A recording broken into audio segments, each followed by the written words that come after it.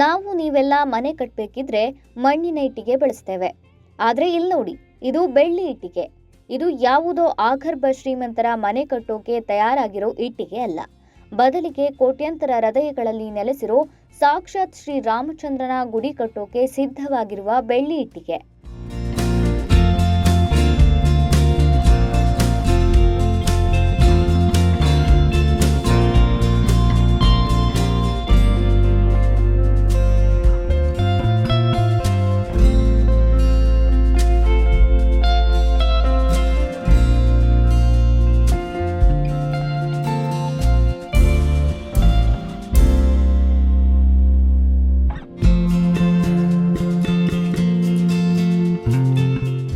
ಬೆಣ್ಣೆನಗರಿ ದಾವಣಗೆರೆಯಲ್ಲಿ ಅಯೋಧ್ಯೆಯಲ್ಲಿ ನಿರ್ಮಾಣವಾಗುತ್ತಿರುವ ಶ್ರೀರಾಮ ಮಂದಿರಕ್ಕೆ 15 ಲಕ್ಷ ವೆಚ್ಚದ 15 ಕೆಜಿ ತೂಕದ ಬೆಳ್ಳಿ ಇಟ್ಟಿಗೆ ಸಮರ್ಪಿಸಲಾಗಿದೆ.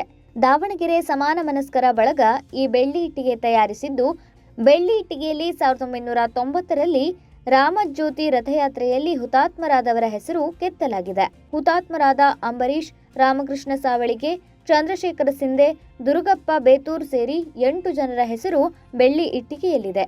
ಅಯೋಧ್ಯೆ ರಾಮ ಮಂದಿರ ಟ್ರಸ್ಟಿ ಪೇಜಾವರ ಶ್ರೀಗಳಿಗೆ ಬೆಳ್ಳಿ ಇಟ್ಟಿಗೆಯನ್ನ ಹಸ್ತಾಂತರಿಸಲಾಗುತ್ತಿದೆ. ಒಟ್ಟಾರೆ ಬೆಣ್ಣೆನಗರಿಯಲ್ಲಿ ಅಯೋಧ್ಯೆಗೆ ಹೊರಡಲು ಸಜ್ಜಾಗಿರುವ ಬೆಳ್ಳಿ ಇಟ್ಟಿಗೆ ಮಾತ್ರ ಸ್ಥಳೀಯರಲ್ಲಿ ಕುತೂಹಲಕ್ಕೆ ಕಾರಣವಾಗಿದೆ.